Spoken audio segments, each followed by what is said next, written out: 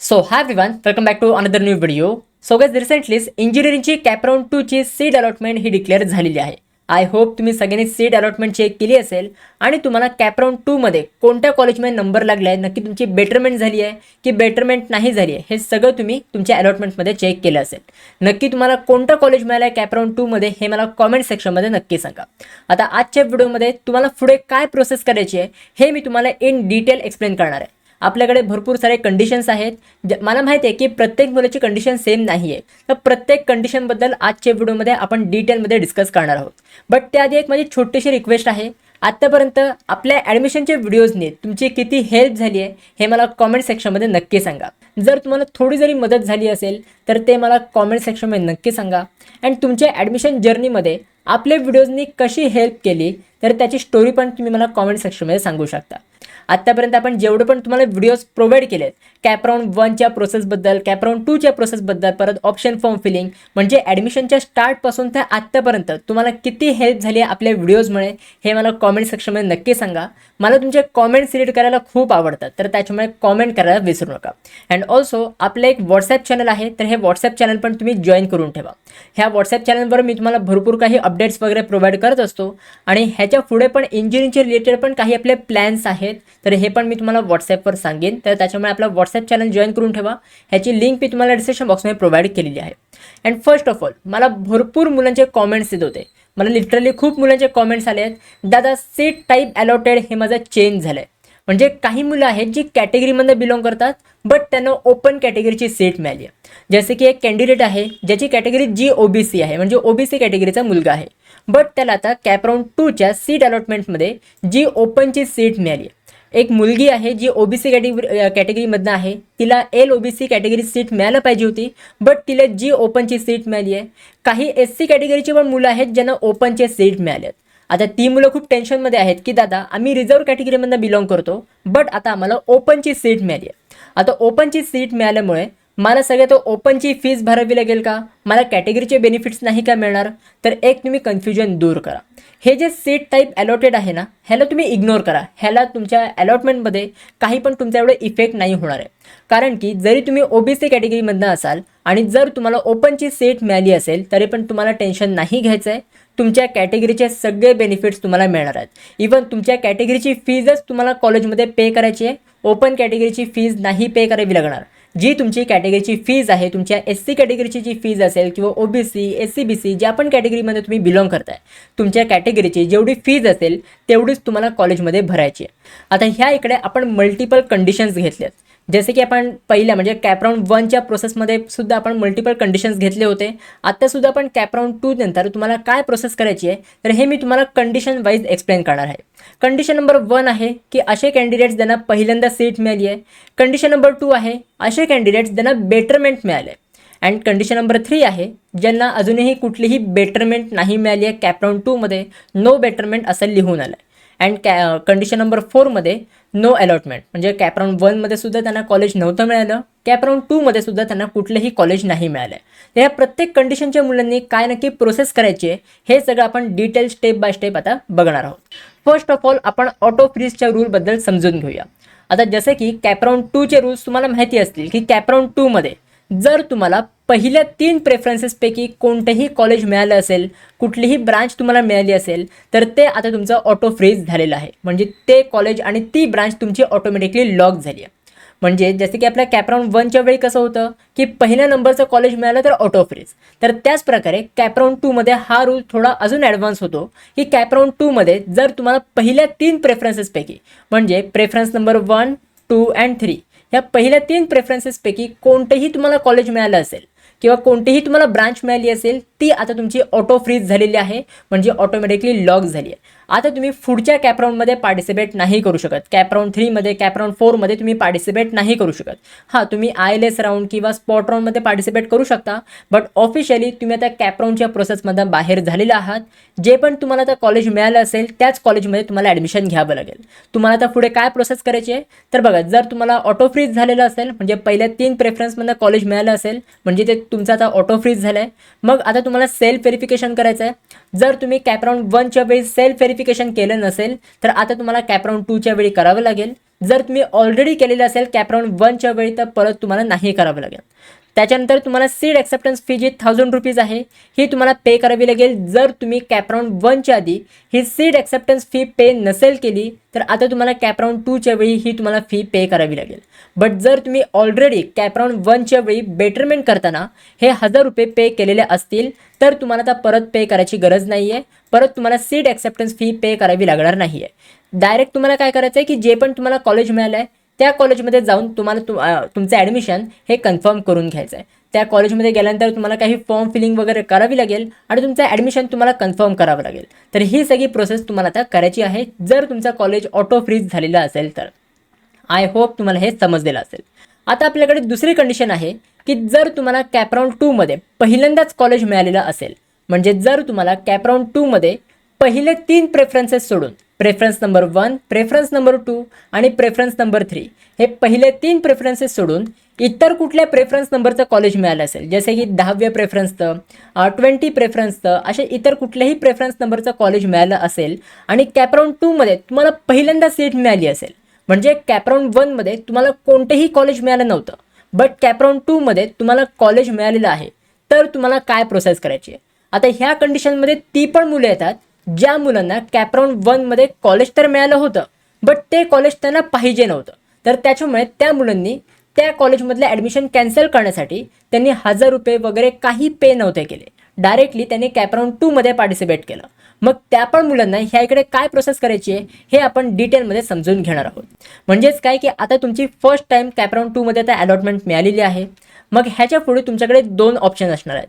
कोणते ऑप्शन असतील तर तुम्हाला सेल्फ फ्रीज करायचं आहे की नॉट फ्रीज करायचं आहे. आता जे पण तुम्हाला कॉलेज कॅपराऊंड 2मध्ये मिळालं आहे, जर त्याच कॉलेजमध्ये तुम्हाला ॲडमिशन घ्यायचं असेल, तेच कॉलेज तुमचं आवडीचं असेल तर तुम्ही ह्याचे सेल्फ फ्रीज करू शकता. एकदा तुम्ही सेल्फ फ्रीज केलं मग त्याच्यानंतर तुम्ही पुढच्या राऊंड्समध्ये पार्टिसिपेट नाही करू शकणार. कॅपराऊंड 3मध्ये आणि कॅपराऊंड 4मध्ये तुम्ही पार्टिसिपेट नाही करू शकणार. एकदा तुम्ही सेल्फ फ्रीज केलं मग त्याच्यानंतर तुम्हाला सेल्फ व्हेरिफिकेशन करायचं आहे. सेल्फ व्हेरिफिकेशन कसं तुम्हाला करायचं आहे ह्याच्यावर मी तुम्हाला ऑलरेडी एक व्हिडिओ प्रोव्हाइड केलेली आहे. त्या व्हिडिओची लिंक मी तुम्हाला डिस्क्रिप्शन बॉक्समध्ये प्रोव्हाइड केलेली आहे. सेल्फ व्हेरिफिकेशन तुम्हाला करावं लागेल कारण की कॅपराऊंड 1च्या वेळी तुम्ही नव्हतं केलं म्हणून. एकदा तुम्ही सेल्फ व्हेरिफिकेशन केलं मग त्याच्यानंतर तुम्हाला सीड ॲक्सेप्टन्स फी जी तुमची ₹1000 असते तर ही तुम्हाला सीड ॲक्सेप्टन्स फी पे करावी लागेल. ही तुम्हाला का पे करावी लागेल कारण की कॅपराऊंड 1च्या वेळी तुम्ही सीड ॲक्सेप्टन्स फी वगैरे पे नव्हते केलेत. काही मुलांना कॅपराऊंड 1मध्ये कोणतेही कॉलेज मिळालं नव्हतं म्हणून त्यांना काही ती प्रोसेस करावी लागणारच नव्हती. आणि ज्या पण मुलांना कॉलेज मिळालं होतं बट त्या मुलांनी ₹1000 त्यावेळी पे नसतील केले तर आता तुम्हाला ₹1000 पे करावी लागतील. मग तुम्हाला सीड ॲक्सेप्टन्स फी हे ₹1000 पे केल्यानंतर जे पण तुम्हाला कॉलेज मिळालं आहे त्या कॉलेजमध्ये जायचं आहे आणि तुमचं ॲडमिशन तुम्हाला कन्फर्म करून घ्यायचं आहे.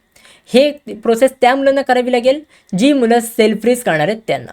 आता जर तुम्हाला कॅपराऊंड 2मध्ये जे पण कॉलेज मिळालं आहे त्या कॉलेजमध्ये तुम्हाला आत्ता ॲडमिशन नाही घ्यायचं आहे, म्हणजे तुम्हाला कॅपराऊंड 3मध्ये पार्टिसिपेट करायचं आहे बट तुम्हाला कॅपराऊंड 2ची सीट ही तुम्हाला रिझर्व करून ठेवायची आहे. म्हणजे इन फ्युचर कॅपराऊंड 3मध्ये कॅपराऊंड 4मध्ये कोणतंही कॉलेज नाही मिळालं तर कॅपराऊंड 2ची सीट ही तुमच्यासाठी रिझर्व असली पाहिजे, तुमच्या नावावर असली पाहिजे. जर तुम्हाला असं पाहिजे असेल तर तुम्हाला नॉट फ्रीज करायचं आहे, म्हणजेच काय तुम्हाला बेटरमेंट करायचं आहे. आता एकदा तुम्ही बेटरमेंट केलं मग त्याच्यानंतर तुम्हाला सेल्फ व्हेरिफिकेशनची प्रोसेस करावी लागेल. सेल्फ व्हेरिफिकेशनची प्रोसेस तुम्हाला तुमच्या लॉग इनमधूनच करायची आहे, कुठेही तुम्हाला बाहेर जायची गरज नाही आहे. सेल्फ व्हेरिफिकेशन आणि सीड ॲक्सेप्टन्स फी ही तुम्हाला कशी पे करायची आहे ह्याच्यावर मी तुम्हाला एक डिटेलमध्ये व्हिडिओ प्रोव्हाइड केलेली आहे. तर ती व्हिडिओ नक्की तुम्ही चेकआउट करून घ्या. त्या व्हिडिओची लिंक मी तुम्हाला डिस्क्रिप्शन बॉक्समध्ये प्रोव्हाइड केलेली आहे. आता हे तुम्हाला सेल्फ व्हेरिफिकेशन आणि सीट रिझर्वेशन प्रोसेस तुम्हाला करावी लागेल कारण की कॅपराऊंड 1च्या वेळी तुम्ही ही प्रोसेस केली नव्हती. तुम्ही कॅपराऊंड 1च्या वेळी ₹1000 पे केले होते का? नव्हते केलेत. कारण की काही मुलांना कॅपराऊंड 1मध्ये कॉलेजच मिळालं नव्हतं आणि काही मुलांना कॉलेज मिळालं असून सुद्धा त्यांना ते कॉलेज पाहिजे नव्हतं म्हणून त्या मुलांनी ₹1000 वगैरे पे नाही केलेत.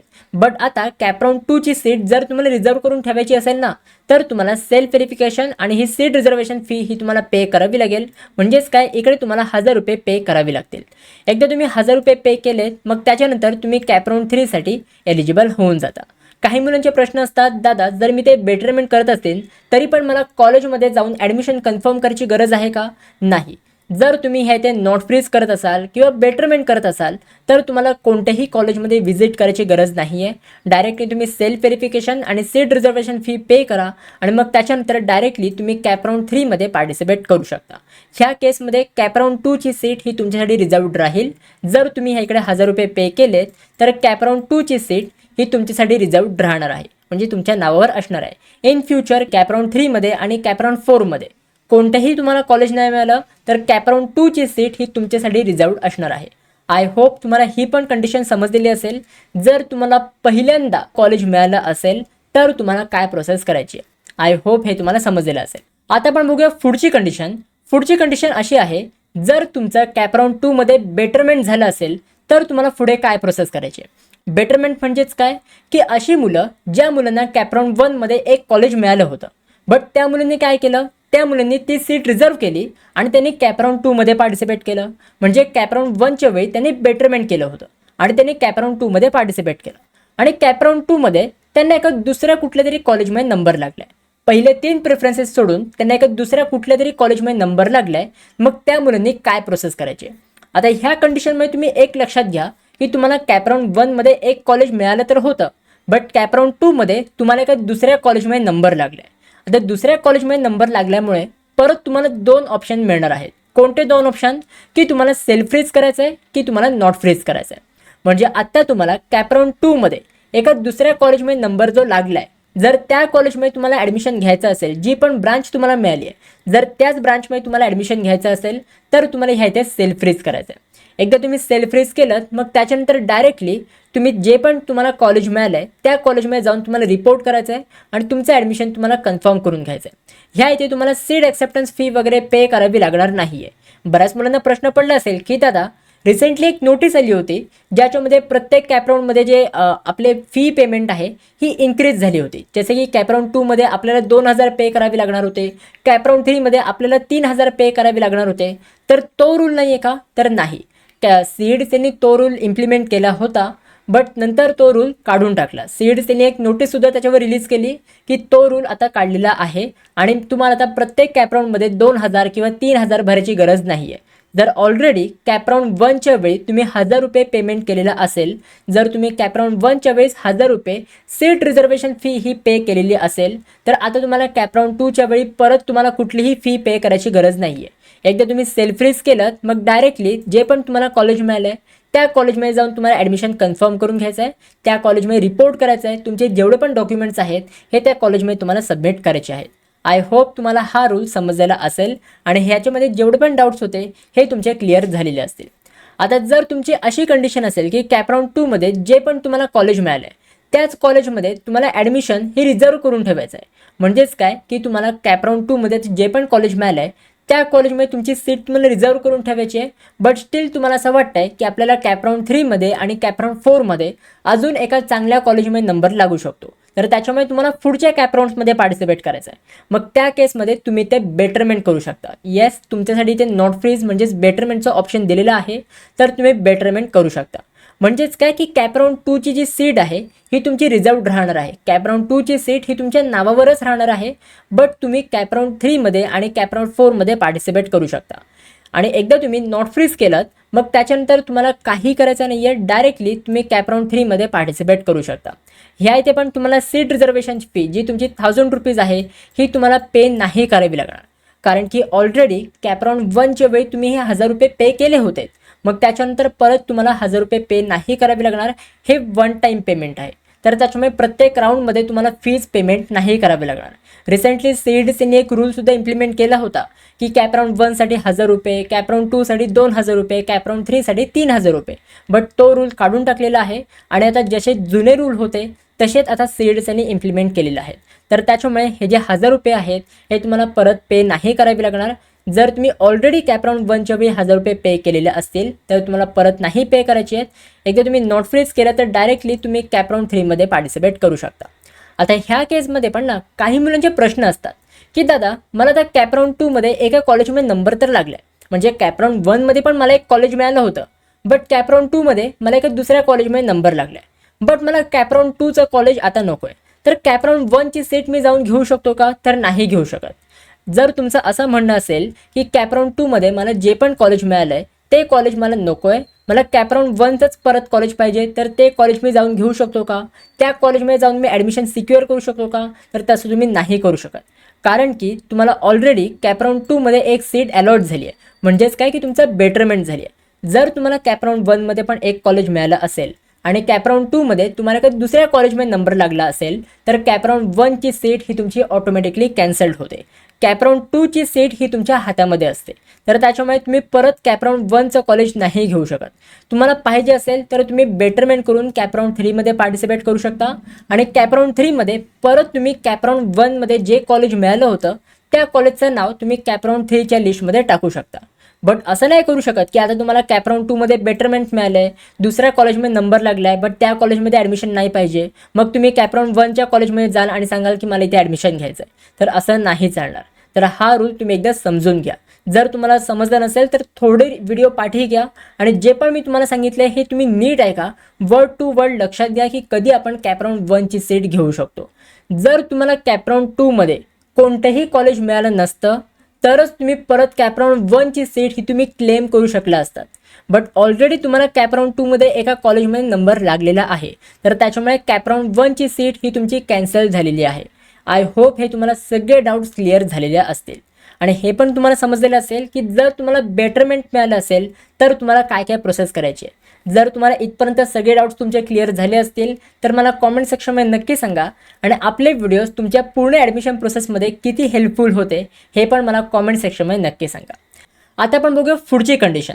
पुढची कंडिशन अशी आहे, जर तुम्हाला कॅपराऊंड 1मध्ये एक कॉलेज मिळालं होतं, तुम्हाला कॅपराऊंड 1मध्ये एका कॉलेजमध्ये अलॉटमेंट मिळाली होती, तुम्ही काय केलं, कॅपराऊंड 1च्या वेळी तुम्ही बेटरमेंट केलं, ती सीट रिझर्व करण्यासाठी तुम्ही ₹1000 पे केलेत आणि तुम्ही कॅपराऊंड 2मध्ये पार्टिसिपेट केलं.